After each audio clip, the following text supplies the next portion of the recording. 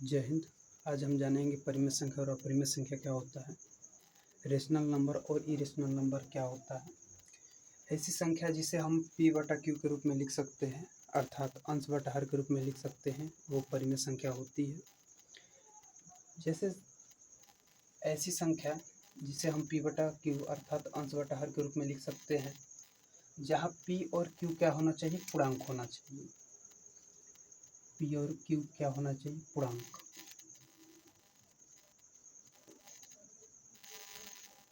जहाँ p और q पूर्णांक होना चाहिए, ठीक है।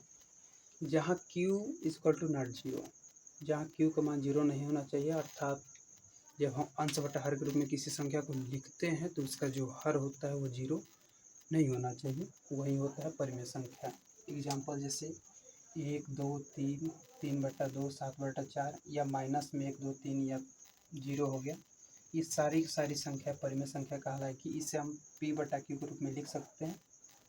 जैसे एक है, कोई भी संख्या हो उसके डेनोमिनेटर में, उसके हर में एक छुपा रहता है। जैसे एक है तो एक को हम 1/1 लिख सकते हैं, 2 को हम 2/1 भी लिख सकते हैं, यानी इसे p बटा q के रूप में हम इसे लिख सकते हैं। 2 हो, इसको हम p बटा q के रूप में लिख सकते हैं। जैसे 3 हो तो 3 को हम लिख सकते हैं 3/1, हो गया ना p बटा q के रूप में। तो जितने भी प्राकृतिक संख्या होती है या जितनी भी पूर्ण संख्या होती है, सभी के सभी परिमेय संख्या होती है, ठीक है। और दो परिमेय संख्याओं के बीच अनंत परिमेय संख्याएं होती है। कोई भी दो परिमेय संख्या हो उसके बीच अनंत यानी बहुत सारी परिमेय संख्या, अपरिमित रूप से अनेक परिमेय संख्या हम ज्ञात कर सकते हैं। दूसरा है कि प्रत्येक पूर्णांक परिमेय संख्याएं होती हैं। पूर्णांक का मतलब क्या समझे हम? पिछली क्लास में हमने देखा कि पूर्णांक जो होता है 1 2 3 धनात्मक होता है, ये ऋणात्मक भी होता है और शून्य भी होता है। ये सबके नीचे एक छुपा रहता है, सबके नीचे एक छुपा रहता है, तो ये p बटा q के रूप में बन जाता है। इसलिए हम कह सकते हैं कि जितने भी पूर्णांक होती हैं, यानी प्रत्येक पूर्णांक परिमेय संख्याएं होती है, ठीक है।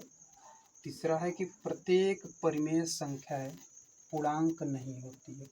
पूर्णांक का मतलब होता है कि पूरा पूरा एक अंक होना चाहिए या पूरा पूरा एक संख्या होना चाहिए, ठीक है। उसके हर में एक आना चाहिए। जबकि परिमेय संख्या जो होता है वो जरूरी नहीं है कि उसके हर में एक हो, वो बस p बटा q के रूप में होना चाहिए। जैसे कि -7/2 -9/4, ये परिमेय संख्या तो है लेकिन पूर्णांक नहीं, क्योंकि पूर्णांक में जो हर होता है, हर क्या होना चाहिए, एक होना चाहिए।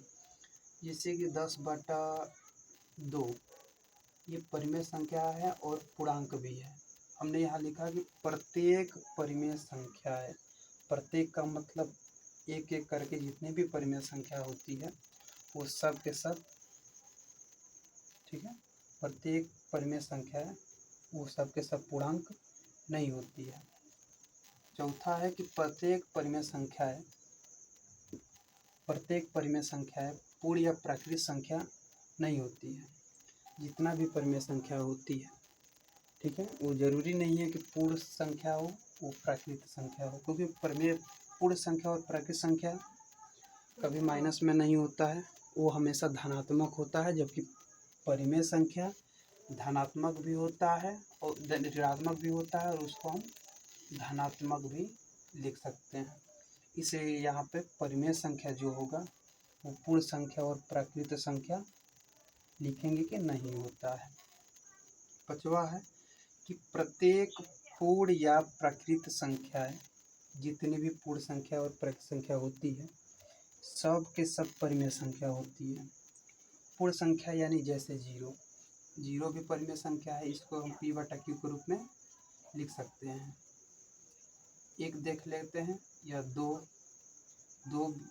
के भी नीचे एक छुपा हुआ है, इसे p बटा q के रूप में लिखा गया है, इसलिए ये भी क्या है, परिमेय संख्या है। यानी जितनी भी परिमेय संख्या होती है, प्रत्येक परिमेय संख्या जरूरी नहीं है कि वो पूर्ण संख्या हो, प्राकृत संख्या हो, लेकिन जितनी भी पूर्ण संख्या और प्राकृत संख्या होती है सबका सब क्या होता है, परिमेय संख्या होता है। नेक्स्ट है अपरिमेय संख्या, इरेशनल नंबर। अपरिमेय संख्या क्या होती है, ऐसी संख्या जिसे हम p/q के रूप में नहीं लिख सकते हैं। अच्छा, जैसे एक एग्जांपल यहाँ पर है कि 2.5, क्या ये परिमेय संख्या है या नहीं। इसको हम जब फ्रैक्शन के रूप में लिखेंगे, भिन्न के रूप में, तो 25/10, यानी कि हमने इसे लिख दिया p/q के रूप में, इसलिए ये परिमेय संख्या है। और अपरिमेय संख्या क्या होता है कि ऐसी संख्या जिसे p/q के रूप में नहीं लिखा जा सकता, नहीं लिख सकते हैं, उसे क्या बोलते हैं, अपरिमेय संख्या। जैसे एग्जांपल √2, √3, √5, √6, ये पाई हो गया, फिर ये नंबर हो गया जो अनंत तक चलते जा रहा है। √4 हम इसलिए नहीं लिए, इसमें 2, 3, 4 इसलिए नहीं लिए क्योंकि √4 का वैल्यू होता है 2, और 2 को हम जो है एक नीचे लगा करके p/q के रूप में लिख सकते हैं, इसलिए √4 परिमेय संख्या है। हमें लेना था यहाँ अपरिमेय संख्या का एग्जाम्पल, ठीक है। जैसे यहाँ पर √2 का मान 1.4, 1, 4, 2, 1, 3, 5, 6 ये बढ़ते जा रहा है, इसलिए हम इसे p/q के रूप में नहीं लिख सकते हैं, इसलिए ये अपरिमेय संख्या का उदाहरण। और पाई का मान 3.1, 4, 1, 5, 9, 2, 6, 5 डॉट करके ये बढ़ते जा रहा है, इसलिए हम इसे p/q के रूप में नहीं लिख सकते हैं। जैसे 2.567 लिखा हुआ है, इसको हम p/q के रूप में ले सकते हैं। जैसे 2, 5, 6, 7, तो बट्टा में दशमलव के इधर 3 अंक है, तो 1 पर 3 जीरो, इसे हम p/q के रूप में लिख दिए, इसलिए ये जो संख्या है परिमेय संख्या है। लेकिन जब ऐसे लिख देंगे जैसे कि 1.4, 1, 4, 2, 1, 3, 5, 6 डॉट करके, तो हमें पता ही नहीं चल रहा है कि ये संख्या कहाँ तक गई है। जब पता नहीं चल रहा कि वो संख्या कहाँ तक गई है, तो हम कैसे उसके हर में 1 पर कितना जीरो लगाएंगे, ये तो पता ही नहीं, तो इसे हम p/q के रूप में नहीं लिख सकते हैं। जैसे यहाँ पर 2.46 रहेगा है, तो 2, 4, 6 में पता है कि इसके हर में 1 पर 2 जीरो लगाना है, लेकिन जब इसे हम लिखेंगे तो हर में 1/1 में हम कितना जीरो लगाएंगे हमें पता नहीं, क्योंकि ये बढ़ते जा रहा है संख्या ना। तो जब संख्या बढ़ते जा रहा है और रुक नहीं रहा है, इसका मतलब कि वो किसका एग्जाम्पल हो गया, अपरिमेय संख्या के, जिसे हम p/q के रूप में नहीं लिख सकते हैं। नेक्स्ट है वास्तविक संख्या। वास्तविक संख्या होता क्या है कि परिमेय संख्या तथा अपरिमेय संख्या के संग्रह को वास्तविक संख्या कहते हैं, ठीक है। इससे 1, 2, 3 ये सब क्या है, परिमेय संख्या है, ये अपरिमेय संख्या है, ये भी परिमेय संख्या है। इनके जो संग्रह होते हैं, इनका जो समूह होता है, इसी को बोलते हैं वास्तविक संख्या। नोट में है, जैसे पहला है प्रत्येक परिमेय संख्या वास्तविक संख्या होती है। हाँ, ये बात सच है कि प्रत्येक परिमेय संख्या वास्तविक संख्या होती है। देखिए, जितने भी ये परिमेय संख्या है इसको हम वास्तविक संख्या बोल सकते हैं। दूसरा है कि प्रत्येक अपरिमेय संख्या वास्तविक संख्या होती है, ठीक। ये भी अपरिमेय संख्या जो भी है वास्तविक संख्या होती है। तीसरा है प्रत्येक वास्तविक संख्या परिमेय संख्या नहीं होती है। प्रत्येक वास्तविक संख्या परिमेय संख्या नहीं होती, वास्तविक संख्या परिमेय संख्या नहीं होती। इसका कहने का मतलब है कि जो वास्तविक संख्या होती है उसमें तो परिमेय संख्या और अपरिमेय संख्या दोनों होता है। वो तो केवल अपरिमेय संख्या, केवल परिमेय संख्या नहीं होती है, और ना ही केवल अपरिमेय संख्या होती है। वो क्या होता है, एक संग्रह होता है। तो वही है, प्रत्येक वास्तविक संख्या परिमेय संख्या नहीं होती है। जैसे वास्तविक संख्या पाई भी तो वास्तविक संख्या है, लेकिन ये परिमेय संख्या नहीं है। √2 भी वास्तविक संख्या लेकिन परिमेय संख्या नहीं है। इस तरह चौथा है कि प्रत्येक वास्तविक संख्या अपरिमेय संख्या नहीं होती है।